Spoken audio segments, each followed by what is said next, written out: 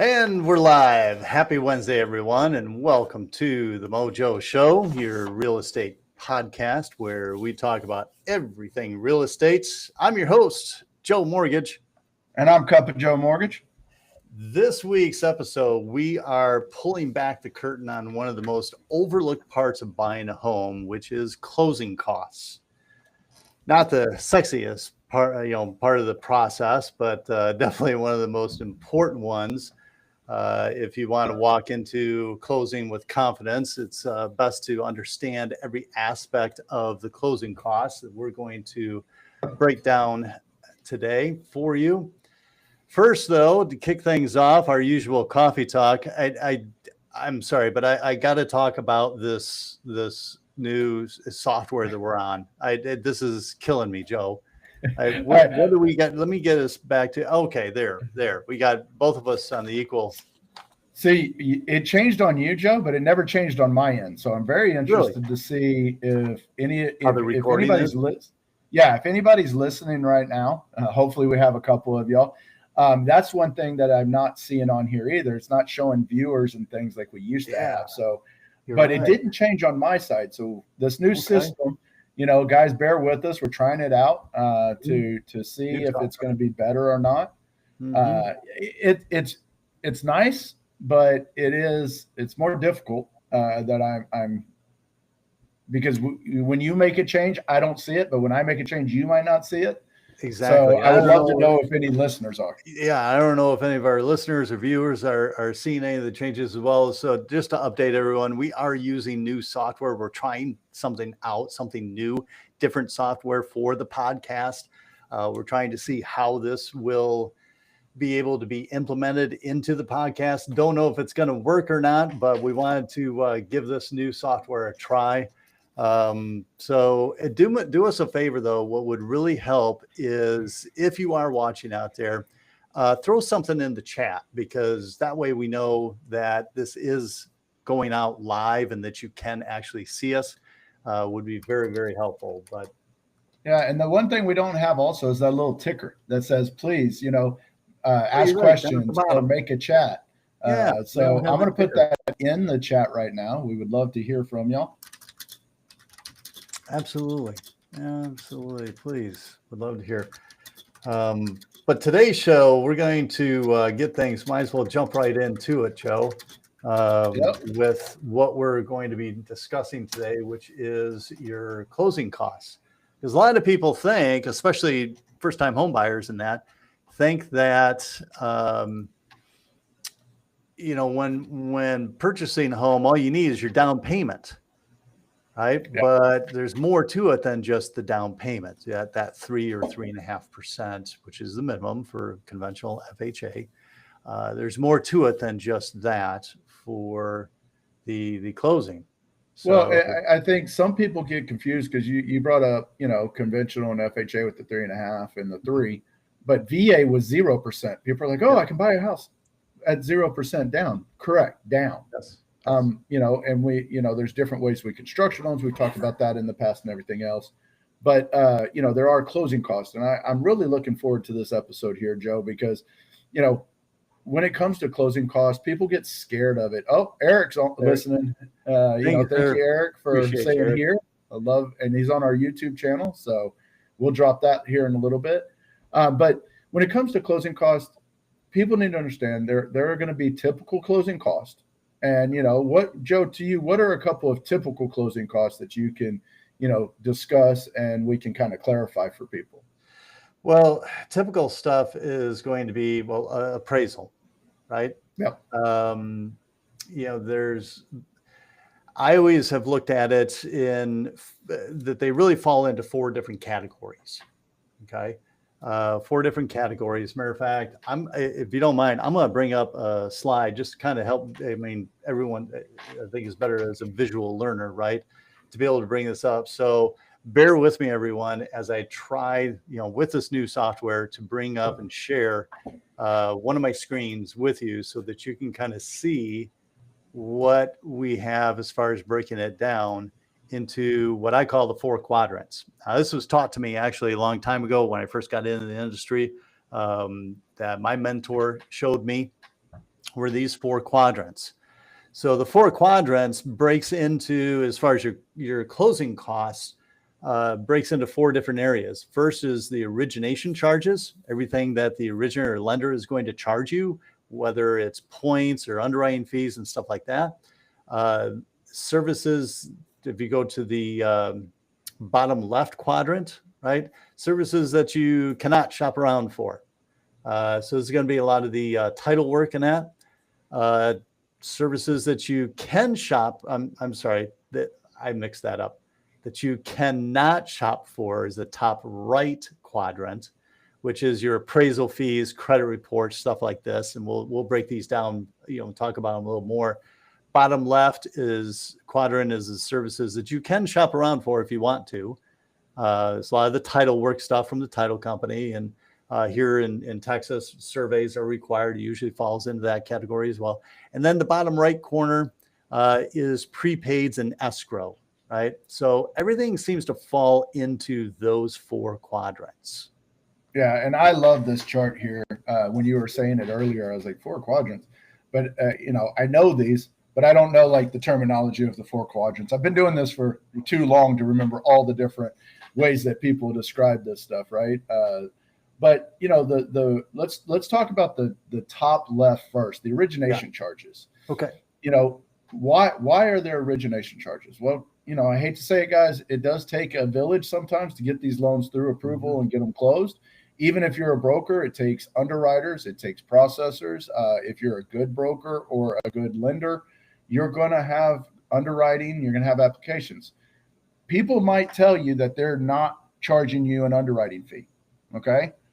If they're a broker or if they're a lender and it's not showing on there, it's built into pricing. It's kind of like a builder saying, oh, I don't charge for the 9-foot ceilings. Well, it's in that price. They just don't charge extra for the 9-foot ceiling, right? So it's just more of a way of looking at this. So, when it comes to origination points, and I want to talk about that for a second, Joe, and sure. I know this is not off topic, it's on topic, but it's diving in a little bit more than what we were discussing earlier. Origination points, there's 2 different types. There's actually an origination point where origination points, they may or may not be tax deductible for you. Discount points is different. And the differences between the 2, the easiest way I can explain it is an origination point is going to the lender. It's not really benefiting you, besides the lender being able to set their margins maybe a little different, but it's not a true benefit to you as a borrower. Where discount points is truly buying down an interest rate based off of the margins we set and the way we do our business. Mm-hmm. So you're getting a better interest rate for a discount. So you're basically paying prepaid interest to get a better interest rate if you look at it in those terms. And interest is tax deductible if you qualify for itemization. So if you're working with a lender that has 1% origination, but no discount, I would probably go, well, why couldn't we go with discount points in that fashion, just so that way it could help you on your tax time. So I just wanted to explain that one there, because a lot of people are like, well, everyone wants origination points. Great. But there are discount points that are considered origination points in this term. And be sure and check with your CPA, because Joe and I are not CPAs. I said if you qualify, Joe. I threw that disclaimer in there.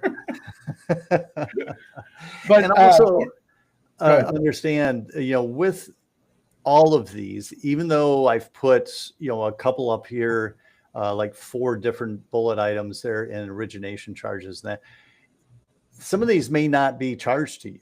Every lender is a little different, right? Some of these may not, be charged to you. Like we don't have an application fee. Some lenders do, right? Processing fee we typically have, especially for conventional loans, we do. Which, again, a processor is, and here's the way that I look at this, folks, is that all of these charges, they're really third-party companies that are charging these, right? So, when you get to like in the top right quadrants, an appraisal fee or a credit report, these are third-party companies. This is what they charge us, and we just pass that charge on to you, right? Is typically what lenders do. So, because the appraiser that comes out and does the appraisal, he has to get paid for the job that he does, right? Right. So these are different, third-party charges for the most part. of other companies that are, as you said, it takes a village to get all of this done. It does. And, people wonder why are credit report fees different. I know this comes up a lot. You can't shop for credit report. You can't shop vendors to pull your credit report is what that's meaning. Because each company kind of sets up, with the different credit companies that order them through the bureaus. And a lot of times they're done by packaging. So like for us, Joe, we don't charge to get you a credit report on a pre-approval because we're doing a soft pull. Well, our bundle is more about, we get the soft pulls for free to help our clients understand what they can buy. And then when we do a hard pull, we're at, in my opinion, I'll be honest, we're at a higher end. And it's because of the way we package. So our total tri-merges come out to 250. We have other brokers out there. You have other people out there. Oh my God, they're overcharging you for that. We're not overcharging you for it. We're trying to make it where when you first get going, you're not having to worry about paying for a credit report. Where there are companies out there that are going to charge you for that credit report up front. So it depends on who you're working with. So just, if you're a good lender, Joe, you and I do this all the time. We're able to explain it. And it's not that we're trying to take advantage. We're not making any money off of it. That's what we have to pay. So these third-party fees, a lot of times, some companies will be like, oh, I don't charge the mirrors and the tax service and the flood. They do. They just add it into either their processing underwriting fee to offset. So, I just want everybody to know fees are going to be on loans. And if you get somebody that can explain them and not try to overcharge you for them, that's a good thing. And a lot of the regulations that have gone into effect to where there's some standards that we have to uphold to not, charge you $1,000 for an appraisal where we're only getting, we have to pay the appraiser $500. That's why we go through these different companies for it. So I know I went into a different thing there, but I love how this chart kind of breaks it all down for us. Yeah. Let's go to the bottom left corner there. Services you can shop around for. And if you, this is typically, for the most part, the services that the title company is going to provide as far as title insurance and that. And some people, probably wonder why I even need title insurance, which I think we should have a title person come on sometime and explain all that for everyone, Joe, so that they understand why title is involved. But I've only had it twice that someone shopped around and found a better deal. And the reason being is that they had a family member that worked at a title company and was able to get them a discount, a family discount, right? Otherwise, you're probably, yes, you can spend the afternoon calling around to different title companies, shopping their rates and everything. You're probably going to save $50, $60, $70 by the time it's said and done. But if you want to spend the afternoon doing that, you're more than welcome to, right? Well, I think, there's differences on that. When you're buying a house, a lot of times the seller, especially if they're paying the title insurance, you're going to go with the seller's title company. Yes. When it comes to refinancing, this is where, you can shop title companies, but a lot of times your lenders already have a relationship. So I have a relationship with a title company there out of Grapevine, Capital Title. Brenda Reed is wonderful, and I'm giving her a shout out because she has always helped me through things in the last 9 years. So when refinances happen, some title companies, if you have a good relationship, they might cut back or cut down maybe $100 off of their settlement closing fee and things like that. But title insurance, that's a regulated thing. That's going to be standard across the board. And then some of the other little fees that title companies do, attorney-based title companies might have a couple extra fees in there. So like Joe said, you might save $100 or so, but trust the lender that you're going with, that they have a relationship. Now, I have some deals that are in areas where, we need to have a title company closer. So then I'm going to, request my agents in that area, what title company is going to be best for my client. So, actually work with your lender to find out who's going to be better for you. Mm-hmm. And then bottom right corner, the fourth quadrant there, prepays and escrow. Always love explaining this to people because majority of the time they don't know what escrow is, at least those that are first-time home buyers, right? Probably over 90% of people don't know what escrow is. And typically, if you break things down in this quadrant, the 12 months homeowners insurance, typically you need to pay the first year of homeowners insurance up front. So the cost of that is going to vary upon, the quotes that you get, that you, the buyer, is going to shop around for on that. Prepaid interest. Here's the way that I look at it. Today is September 17th. So if we closed on your home today, September 17th, your first mortgage payment wouldn't be until November 1st. And that payment would be for the principal and interest during the month of October. But what about these last 13 days in September? So they charge you for those 13 days as a part of your closing costs, or in this category, the prepaids, right, of interest. And actually, Joe, I think it would be 14 days because it goes to the first of the next month, by the way, just a heads up. I just learned that probably about a year ago. I'm like, why does it always go one day extra? And it goes to the first. So that way it always goes all the way through the month. I always wondered that. And I kind of did some research, and I mean, I love, underwriting AIs, because you can ask certain questions and they'll give you answers. And so it helps me not have to read 1,200 pages of an underwriting guideline to try to find one little thing. So I always thought it was because they charged you for today plus the 13 days. But yeah, it could be that too. Either way you look at it, I like both of them. But I'm going to ask this question, Joe: are prepaids and escrows true closing costs? No, they really aren't. I mean, you're going to pay those anyways, right? Right, and that's what people don't always understand. Now, if you pay cash for a house, you're not going to have prepaid interest. You won't, but you're still going to have homeowners insurance. You're still going to have property taxes. Right. Even if you're not setting up an escrow account, that just saves you. That's going to be a whole different episode we do, because I can get into escrows and why you should or shouldn't. So Joe, we'll put that one on the calendar. Okay.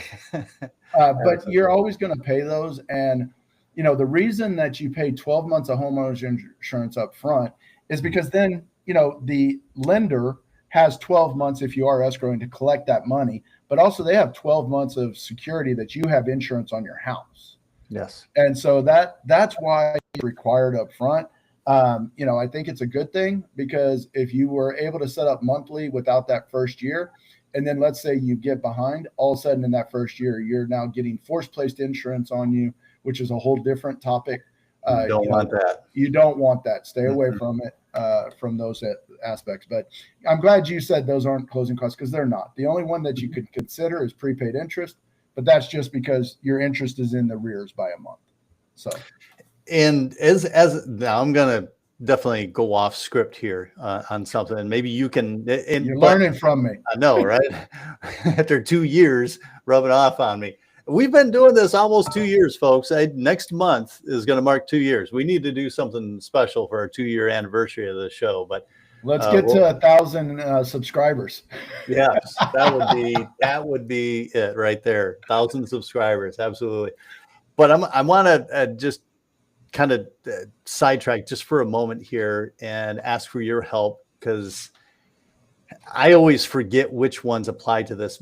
But APR, and we should probably do an episode just on that, APR, right? The difference between your interest rate and the APR. Your APR is really just adding certain, not all, but certain closing costs, right, to your actual interest rate, and it drives me nuts when people focus so much on the APR. Right? Because the APR, you can have the same APR, but different closing costs with different lenders. Right? So understand, mortgages are simple interest loans. So the interest rate that you get, if it's 6.5%, folks, your interest rate is 6.5%. That's it. If you want to really look at the APR, don't look at the APR. Look at the closing costs. that make Right. up the APR instead of just focusing on the APR number. So if I could have your help here, Joe, a little bit, and I think we need to do an episode on this. What are a couple of the closing costs that do apply to an APR? Okay. So pretty much everything in the top left goes towards the APR because they're origination charges. So I'm 99% sure application fee is part of that too. So, it's any fees that are considered part of the loan that, are either origination charges, and then like your appraisals, credit reports, they're in the APR also, I believe. And if I'm wrong, somebody please put in the comments. We would love to know where. I think where credit report is in there. Yeah. Yeah. But like down on the title stuff, your title insurance is not in the APR. Right. But your settlement closing fee, that is in your APR. So some of those title fees, your endorsements are not in APR. So there's certain things in title that are required because of the counties or the states or however that's set up. Those aren't usually included in APR. And then your prepaids are not considered APR besides the prepaid interest. That's the only one in there. So it's just, it's an accumulation of what those fees are in comparison to the payment and your loan amount, because basically they add the APR fees on top, even though they're bringing the money to the table, because they're just saying, well, your APR is this, but you're not financing any of those fees on a true purchase that, your closing costs you're bringing to the table. So, that's where what you said is exactly right. If your interest rate's 6.5, your payment is based off your loan amount and the 6.5 interest rate. Your APR is not based on your payment. It's just saying, oh, because of these fees that are included in what we do for regulations of an APR, these fees is making that higher. So just, great information there, and great way to go off of topic for a little bit. Good stuff. Tell you what, so I'm going to get rid of this slide because I want to talk in the last few minutes that we have. I want to talk about some of the common misconceptions that are out there. So let me see if I can stop sharing this and get back to just us. Hey, there we are. All right, very good. Good stuff. So some common misconceptions out there are that sellers pay all the closing costs. That is not true. Sellers do not pay all the closing costs. Now, you can get what's called seller concessions to be able to help out in paying for some of the closing costs, but the sellers do not pay for your closing costs. Yeah, I would think the misconception on that, it also goes the other way. Buyer pays all closing costs. No, that's not, typically true either. When you do a new build, this is where this misconception comes in, because when you go to a new build, that builder, a lot of times they won't pay any closing costs unless they're doing a promo or giving incentives and things like that. But title insurance, you're paying for a lot of times when you go to new builds, depending on how the market is and depending on the area of that community where that builder's at. So I think that's where a lot of this comes into play, is the misconception.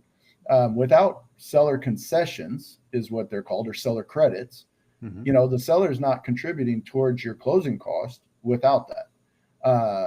The other one is title insurance. On a contract, it states if the buyer or the seller, in state of Texas for sure, states if the buyer or the seller is responsible for the title insurance. So there's different ways there. So I love that, we have this as a misconception, because, you can get the seller to pay all your closing costs with seller credits. It's got to be negotiated in your contract, and working with an agent. That's when you would need to make sure the agent and the lender are setting you up for success. I know Justin Huff, I was talking to him this morning, one of our guys down in Victoria, Texas.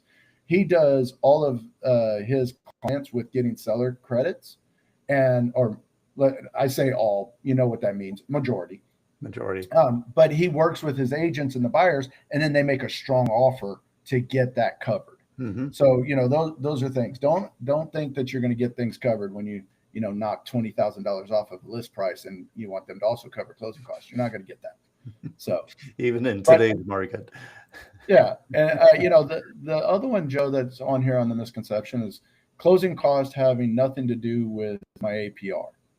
I mean, I think we went into that already, Yep. but if anybody ever has questions on that, please put it in the chat.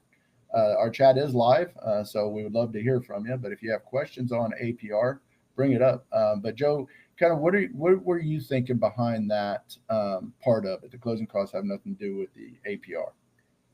So, and actually, I kind of jumped ahead earlier when we broke down, what the APR is and what particular costs actually are attributed to the APR and the difference of the APR compared to your actual interest rate. So, I guess I didn't go that far off the script because that was really what I was trying to get to is what's included in the APR as far as closing costs and what is not included. So. Yeah.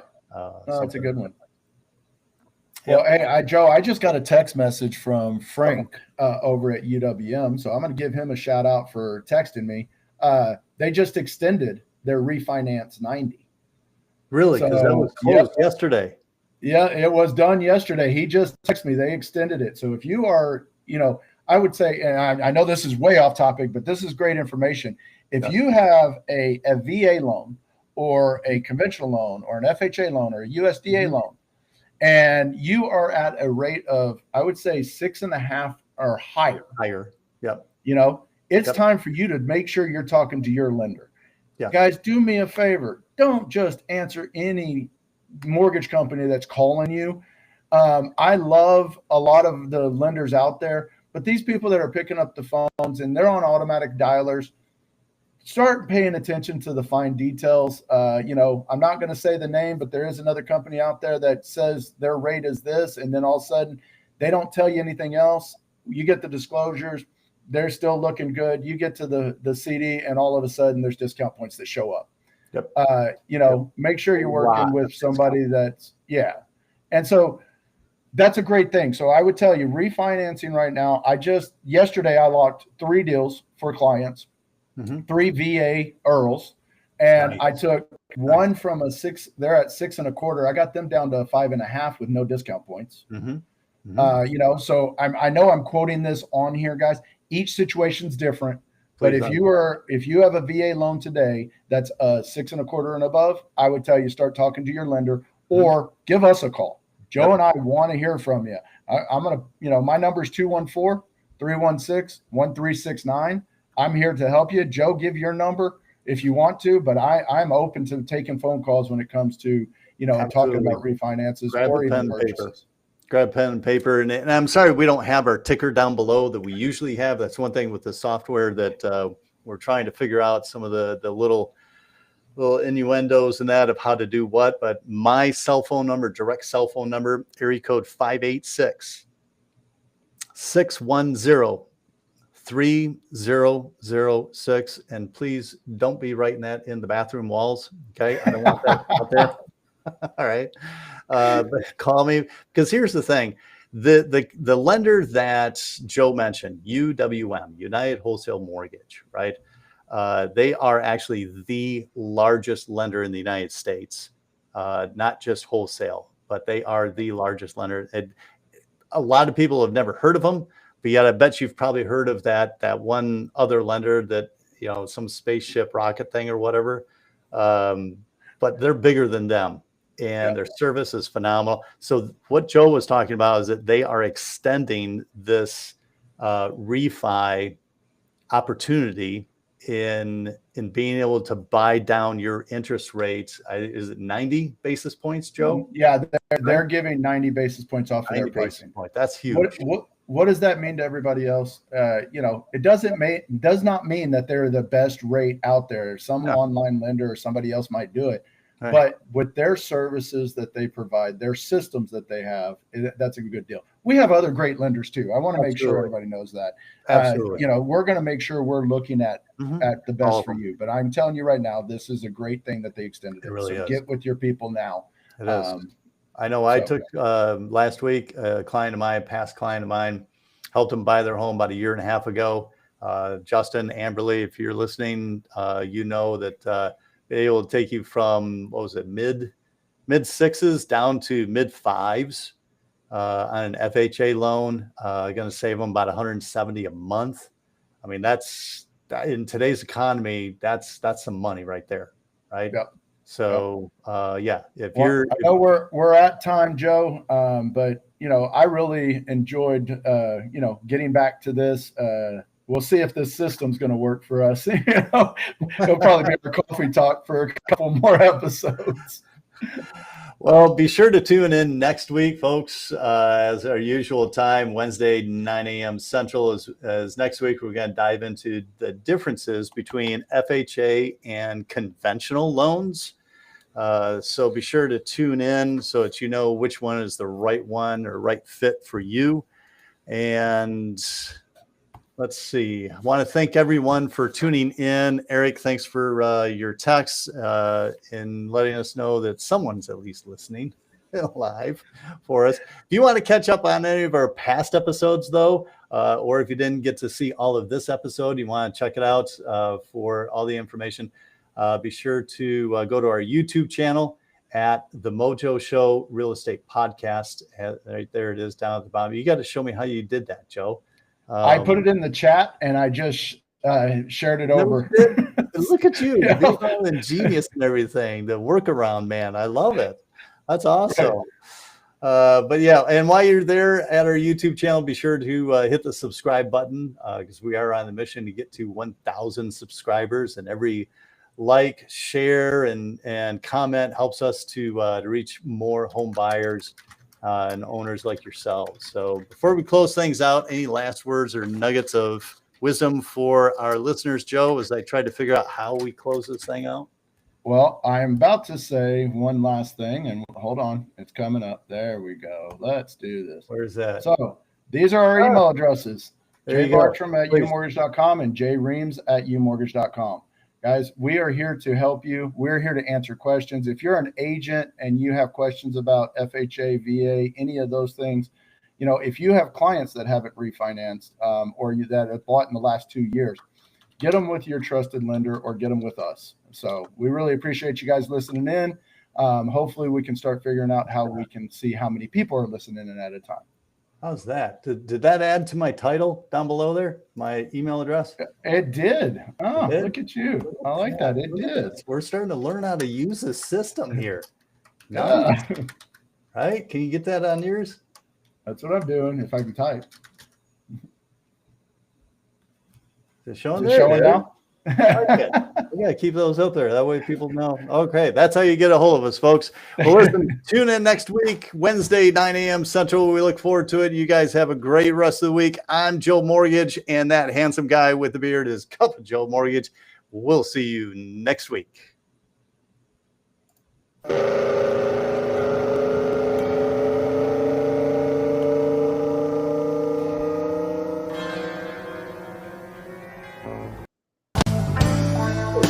Get the right one in there. Mr. Mojo.